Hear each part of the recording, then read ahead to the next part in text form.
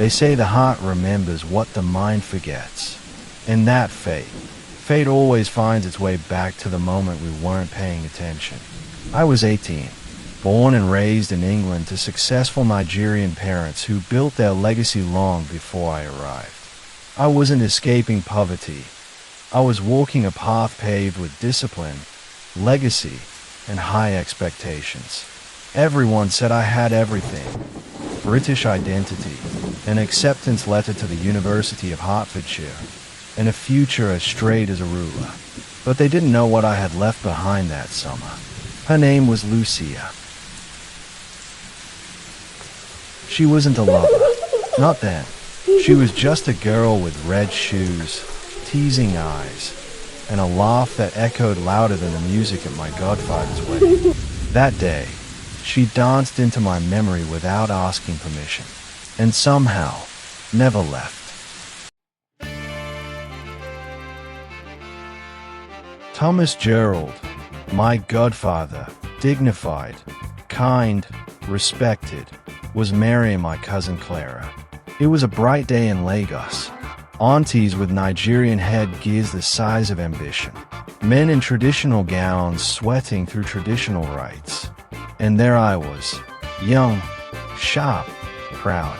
She couldn't have been more than 13. Spindly legs, glowing skin, mischief in her eyes. She'd only heard about me, never met me. But you'd think I was some celebrity the way she teased me. Are you the one they say passed all the exams? You don't even look serious. She mocked, eyes shining. She was the goddaughter of Clara, a connection I didn't even notice. She ran past me again, almost knocking my malt drink out of my hand. Sorry, she giggled, not even looking back. I watched her go, just a little girl playing around. But for some reason, I remembered those shoes. Red, dusty, too big for her size. Later that afternoon, Clara dragged me into a photo session. "Take one with Lucia," she said. Lucia stood beside me. Her shoulder brushed mine. Too close. I tried not to overthink it. I didn't. I smiled politely. But she looked up at me, like she already knew something I didn't.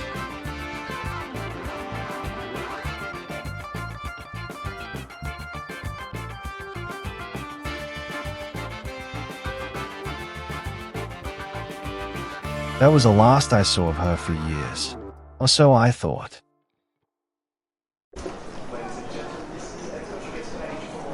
When I left for the UK, I didn't carry much, just ambition, and a quiet smile from a girl with red shoes stuck in my head. I told myself she was just a child, but even then, her face kept floating back during quiet moments.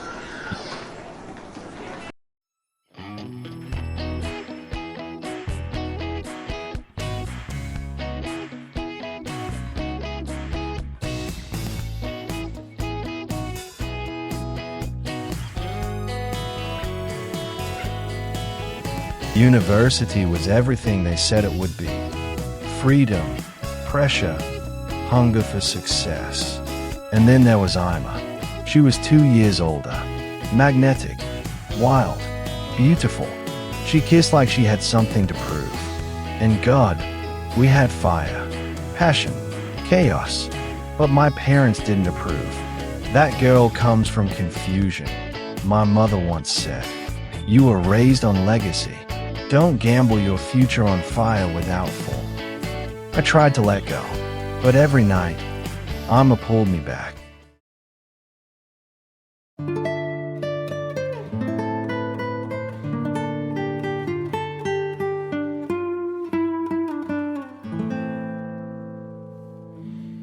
Back in Lagos, Lucia was becoming a woman, dark skin like polished ebony, her eyes still ruddy, still searching. Her mother, Mercy, was beginning to get sick. Her father had vanished years before. Lucia grew up in chaos and grew stronger for it.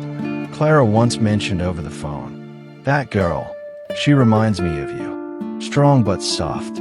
I didn't understand it until later, until I saw her again. 10 years later, a message appeared. A WhatsApp video, A woman dancing, in red. Red dress. Same mischievous eyes. Guess who? She wrote. I stayed at the screen for what felt like eternity. Lucia. All grown. All woman. And just like that, the memory I buried came back to life. They say you only get one true love. I say, some loves are reborn. And sometimes, fate doesn't knock. It dances in. And that was how my story began.